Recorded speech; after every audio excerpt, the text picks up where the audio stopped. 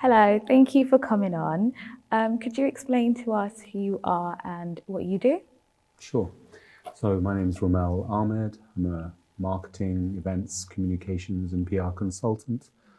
And my focus is sustainability, climate change, clean energy transition, and technology and AI.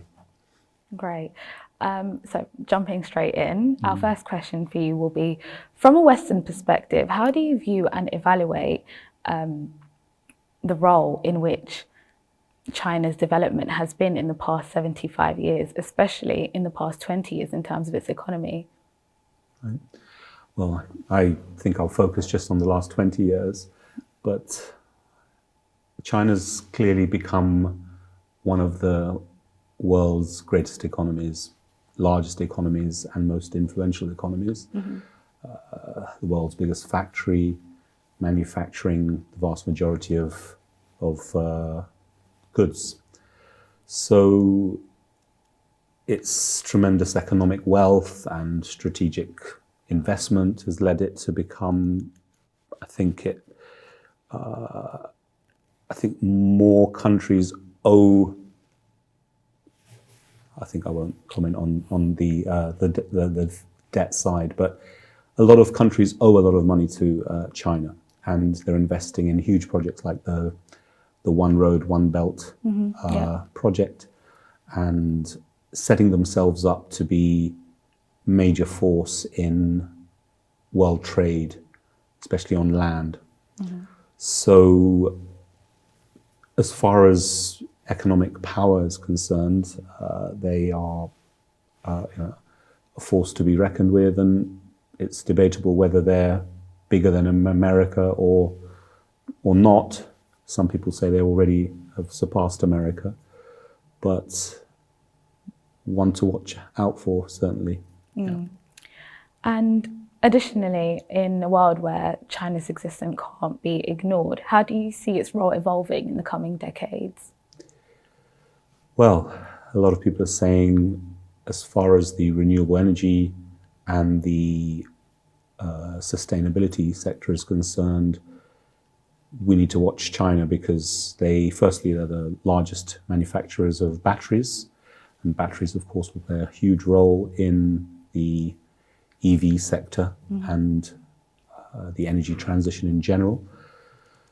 And they've been investing in nuclear, they've been investing in solar, and they have huge potential in biofuels and biogas, and therefore are going to play a major role in clean energy as well. There's been the fact that they're still at an increasing stage, meaning they're still increasingly using fossil fuels, burning fossil fuels and polluting the environment. The fact that that's still on a rising scale is a cause for concern. But they've committed to, I think, net zero by 2060, and I think they're expecting to peak about 2030. So they've still got a way to go up before they go down in terms of emissions. So certainly a very significant player and an influence on the global net zero agenda. Okay, amazing. So I've also heard that you've recently come back from COP29 in Baku, Azerbaijan. So with your experience there, what do you think are the most efficient measures that can be taken and implemented at an accelerated pace to create better relationships between global economies and the environment on a global scale? Right. Yeah, very good question, because COP29 this year was a very unique COP. It started in a very negative way with some very negative publicity.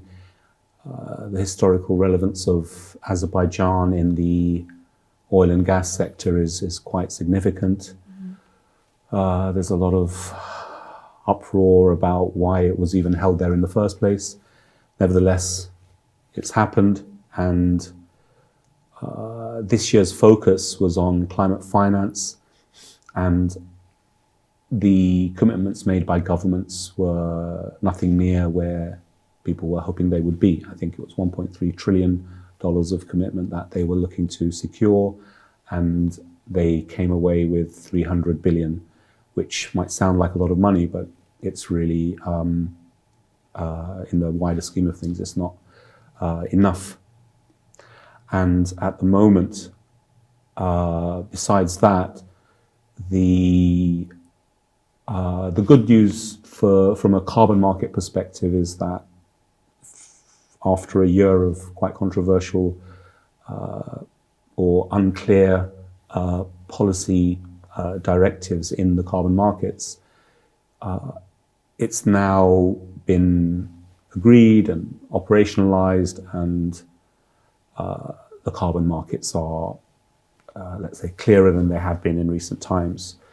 But the most important thing that I came away with from COP29 was the shift in focus to methane. Now, we've all heard about carbon dioxide and decarbonization, but very few of us are aware of and are talking about methane. So methane is up to 88 times more potent than carbon dioxide, and therefore we should be talking about methane and its reduction. And at the moment, it's been something that's just generally fallen to the side of the global debate. But it is now very clear that everybody has realized the importance of it, and a declaration was made in November, just the 16th of November.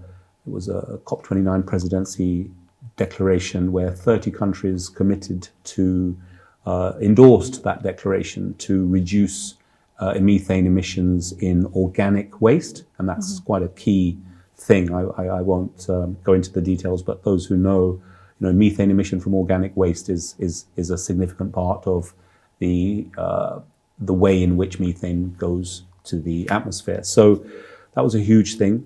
And generally, waste management and methane reduction was a very common thread. It was a very common sight. The words methane and waste were everywhere.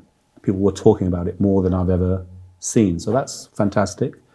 I think for the world to understand that right now, if we shift our focus more onto methane, we can actually buy more time. Now, buy more time is the slogan that's used by a well-known platform called We Don't Have Time. And that's the common understanding. We're running out of time and we need more time. And therefore, if we can buy more time, then that's fantastic. So this is a huge campaign coined by We Don't Have Time.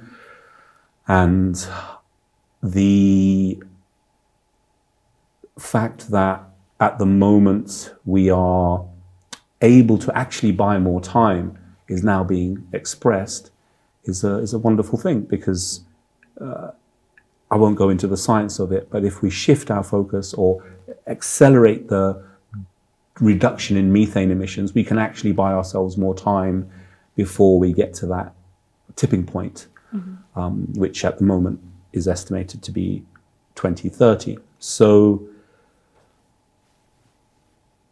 that's what I came back with, realizing, wow, the world needs to be focusing on methane. We can actually accelerate our way towards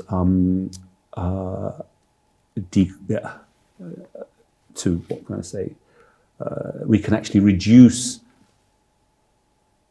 global warming by between 0.2 and 0.5 degrees if we cut methane emissions by, I think, between 30 and 50%, something like that. But you get the idea that cutting methane will give us more time, and therefore we have to do it. So in terms of the way in which we do that is firstly to look at the facts. Now, the human race currently produces 105 billion tons of organic waste every year, and only 2% of that is recycled. Now, the remaining 98% is dumped, landfills, rivers, oceans, and that causes tremendous destruction. In a landfill, it causes destruction down in the earth, and it causes destruction up by releasing methane. So avoiding organic waste going to landfill is a huge thing. And there's so much work to be done because we're only doing 2% of what needs to be done. And that's the huge challenge upon us. And organizations like the World Biogas Association are taking the lead in advocating the proper use or the proper channeling of organic waste from municipal level to global level and local level. And one of the major advocates for redirecting organic waste into a channel which creates clean energy, i.e. biogas, which also has an impact on the situation with regards to food security and energy security, because if you're producing biogas from organic waste, you're not having to drill for gas. Mm-hmm. So therefore, it has a positive impact on energy security for the world. It has a positive impact on food security because the digestate that comes out of a biogas plant can be used as biofertilizer. And it also has a positive impact on economic growth because it creates millions of jobs. So there's a multi-level impact of expanding, rapidly scaling the biogas and anaerobic digestion sector.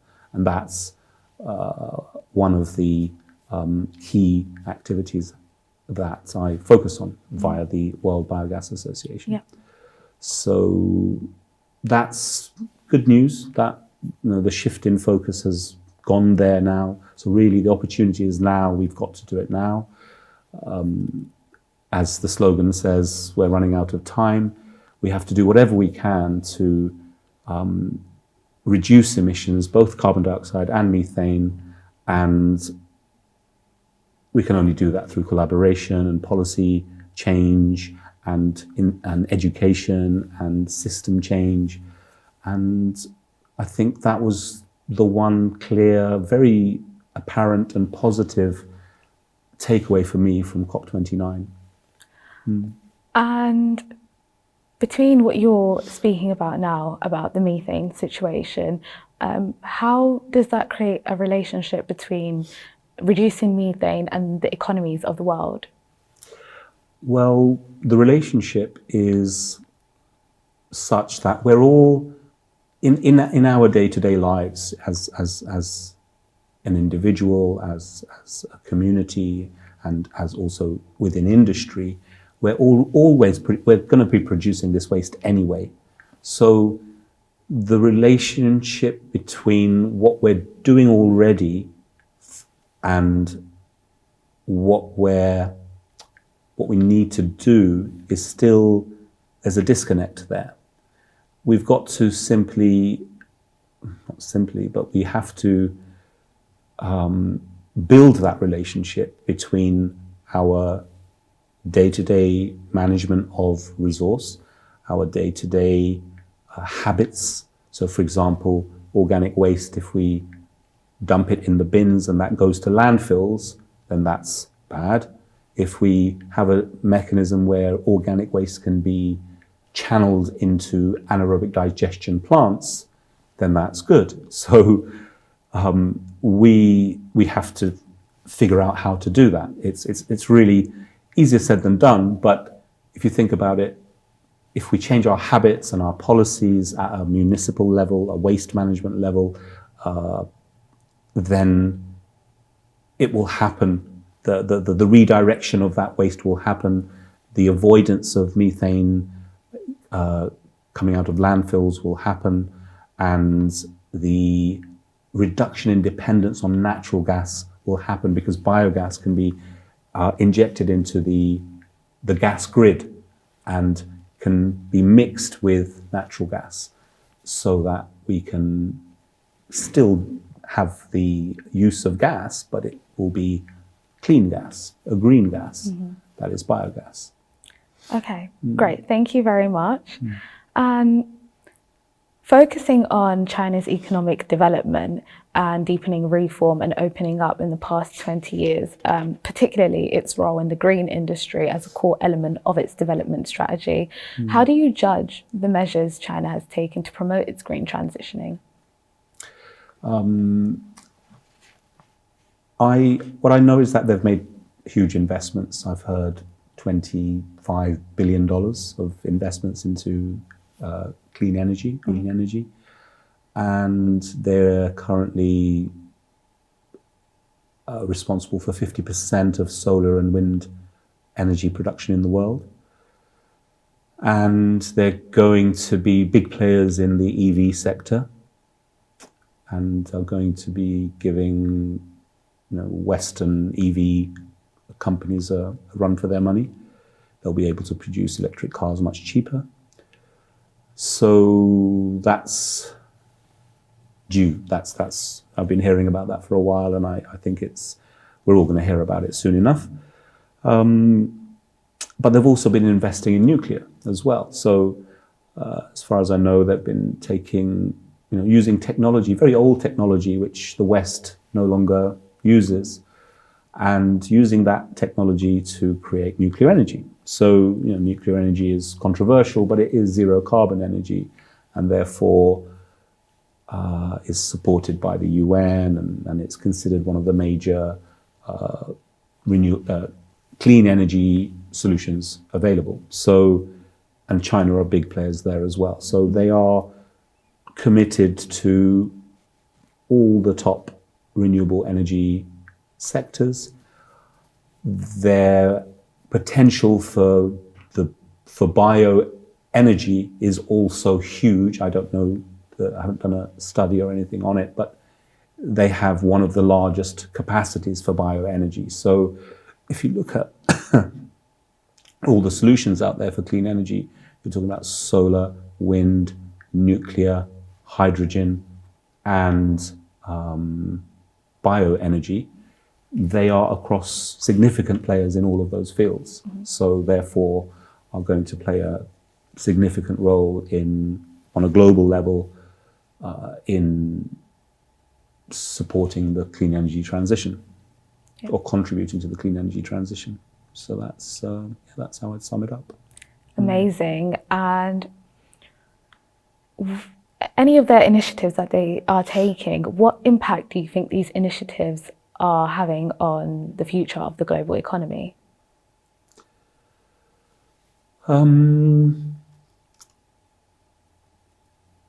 So the initiatives that they're taking, I can mention a couple of them right now. So they've created, for example, a national carbon trading market.